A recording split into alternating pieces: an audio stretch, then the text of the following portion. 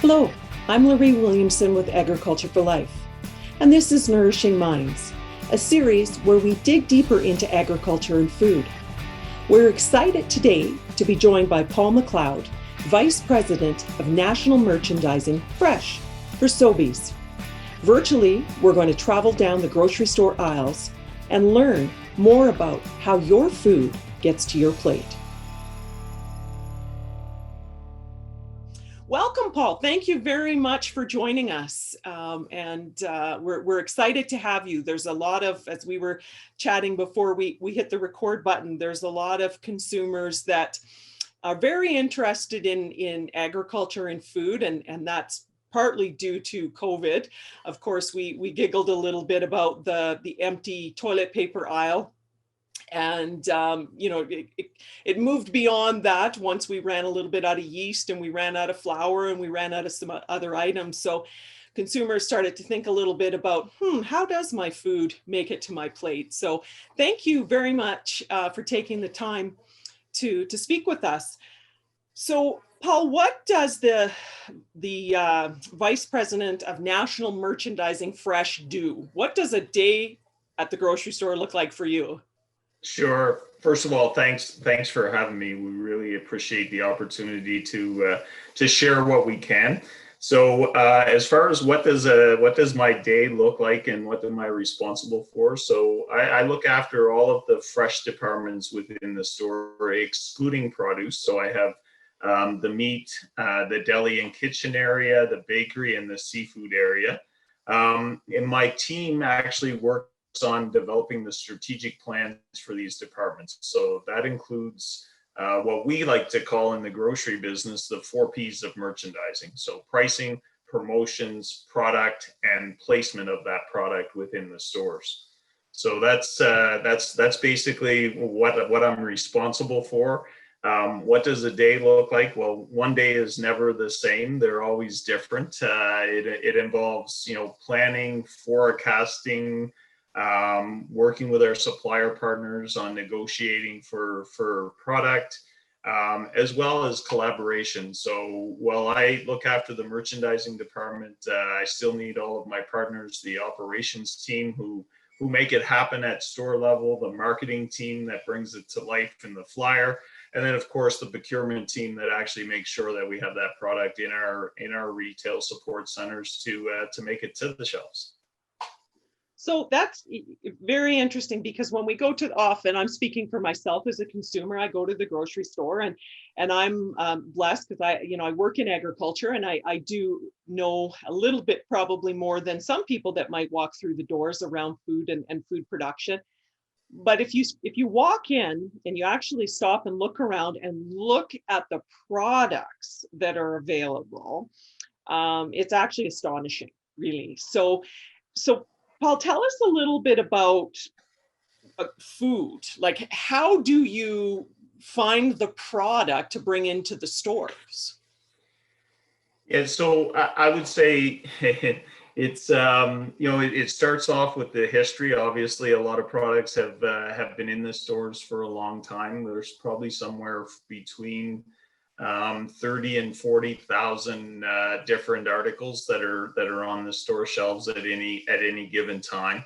And really what we do is it's again a true partnership with our suppliers where we work with them on new product development, bringing in new items. And really what drives that is the consumer request for a product. So we take great pride in listening to our customers, listening to what they have to say, and then obviously working hard to accommodate that by bringing in new products and continuing to look at the foundation as well. So making sure those main products are delivering what the customer wants from a value proposition, that the pricing is right, that the supply is right, that we can meet those requirements on a daily basis. And if anything, what COVID has taught us is how important that in-stock availability is. It's, with consumers shopping less frequently,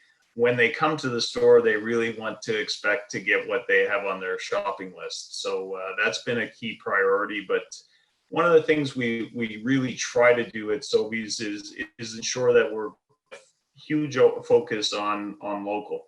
And ensuring when at all possible, we can buy local products first and foremost. Really, the only requirements we need is that the food safety aspect of that local product is there, and that the availability is there. But I'd say one of the neat things about Sobeys is that availability can be as little as one store, and being able to supply one store, or if the supplier happens to have the ability to supply multiple stores, then they can go direct to the stores, or they can work with our procurement team and the merchandising team and get their product listed in our retail support centers, and expand the availability of the sites that they can supply to potentially even become a national supplier. And so that's a really excellent point, because I know when I go to Sobeys and I'm shopping, and I do enjoy looking at the local products, and I would perception, I'm going to have you correct me here, that in the last few years, I've seen a much stronger presence with local products, sort of those boutique products. Have you seen a rise in consumer demand in the last couple of years that has brought that, and that's why you're sourcing more of the local product that we're starting to see more of? Yeah, no question. Local has definitely become more important to the consumer, and I think even more so to the millennials. They really want to see that local product. They know it's a lot of the times the carbon footprint is smaller because it's not traveling as far, and it's really increased in demand for sure. We've been talking about local for probably 10, 15 years of the importance, but within the last couple of years, there's really been a swing in that pendulum of consumers really asking stores where the product comes from. It's extremely important to them, and something that we try to work with our supplier partners to get as much local product into our stores as possible. So as a matter of fact, we actually have a team that works across the country. There are a field merchandising team, and their role is actually to partner with local suppliers, help them deal with the massive amount of regulations and requirements that it takes, from food safety to how I get a UPC on my product, to what consumers are looking for, so that we can help those suppliers, come out of the gate running as fast as they possibly can, and getting as much sales as they possibly can within our stores. So that field merchandising team has been something that has really helped us by having field merchants that are working with suppliers in Western Canada, in Alberta, and BC, as well as having them located in Ontario and as far east as Nova Scotia, where we can work with the individual suppliers. Again, opening the door for them to be either a local supplier of a single store, or be able to offer a product that could go across our country. And you raise a good point. The millennial generation and Gen Z, for that matter, the next group coming right up behind, they've been deemed the socially conscious consumer, right? So they do want to understand, they want transparency, they want to have traceability, sustainability, all the abilities within that. And so it's really interesting to see at the retail level how suppliers are transitioning into that. And we see it from the marketing, and you as Sobeys are talking to your suppliers, and then of course those suppliers go back to the producers, and here's what the consumer wants. So there's kind of that domino effect that is transpiring, and it's kind of interesting. You talked about across Canada. Do you notice with that sort of socially conscious consumer, if you will, do you notice regional differences, or is it pretty standard across Canada? I would say for the most part, it's pretty standard across the country. I mean, you have different nuances with seafood in BC and seafood in Atlantic Canada, and obviously the other thing is just the flavor profile. So based on ethnicity within the area. Some would like a savory type of taste, where others may want a sweet and some spicy. So outside of that, it's pretty standard across the country as far as local goes, and which is really good. And I think the good thing with our consumers are they're looking at local first, but then Canada and Canadian product comes in a close second if they know that the product is not something that they can potentially produce within a region. They'd love to know that that product is coming from at least somewhere else in Canada. Now, are you noticing that, sometimes we as consumers, or, we wish for something, but then when we have to open up our wallets, and sometimes, local products, again, I kind of look back to the smaller boutiques, the prices are more expensive. So is that translating, is their wish and want list translating to the cash registers and they're buying these products? Yeah, I would say, Lori, that's where the biggest difference has transpired over the last couple of years. When I said 10 years ago, people were talking about local, they were talking about local, but we weren't necessarily seeing that translation to the cash register. Today we are. And I think that speaks to the movement, but I think it also speaks to our suppliers of local product who have realized if they want a premium product, a premium price for their product, and they deserve it, then they just need to figure out what's that packaging or marketing that's unique or different that allows me to get a price. And that's one of the things our field merchandisers work with those local suppliers, help them understand the difference between, a purely commodity item where that local piece may not necessarily demand a premium, to those kind of more unique products where they can actually get that bonus of a price at the cash. So we're going to jump a little bit ahead, Paul, and think about sort of the value chain, or the food value chain, in the bigger perspective. Now we're in COVID, and one day, hopefully, COVID will be over.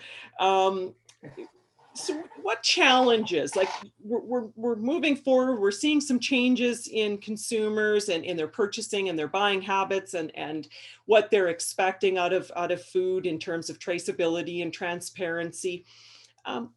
Do you have a crystal ball to sort of say, what challenges does the food value chain have, or maybe a prediction of what it might have to come? Yeah, I think it's interesting. We talk about a crystal ball almost daily right now with COVID and the changing effects that it have based on if it's a lockdown in a certain area versus in Atlantic Canada we have the fortune of not having many cases, so the market here is a bit different. I think one of the things that is steadfast and I don't see changing is traceability and food safety. Consumers, they want to ensure that their product is safe, and that it's good quality. Those two go hand in hand, and I don't think the consumer will change. That's one of the biggest things we've seen through COVID, is just how important the safety precautions and the safety protocols that we're taking at our stores have, and that the customers want to continue to see that. I think one of the things that is going to be interesting is how fast does food service and the food service business, that growth, or the restaurant business, if I can make it a little simpler, how quickly does that come back? We know consumers are cooking more at home and eating more at home. And different meal occasions. More people are eating breakfast now at home than they ever have before, and will that continue? We continue to see within the grocery aisles the baking at home. You mentioned the first part around the shortage of yeast, and that's truly something that we've seen. And working with our suppliers again, we actually feel that trend of baking at home, be it the grandparents with their grandchildren or even parents with their kids, is something that will continue once COVID is over. We truly believe that we will see that.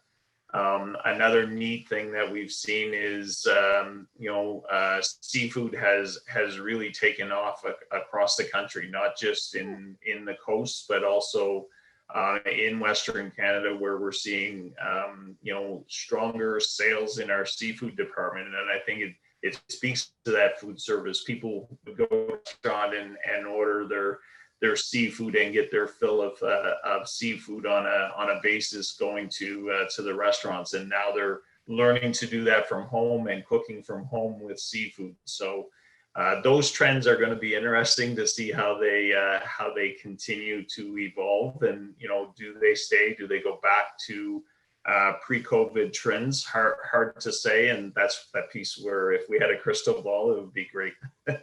Well, I know I actually enjoy, I'm missing going out for dinner and sitting in the restaurant. It's these little things that we're certainly going to be enjoying when we get back into having some freedoms.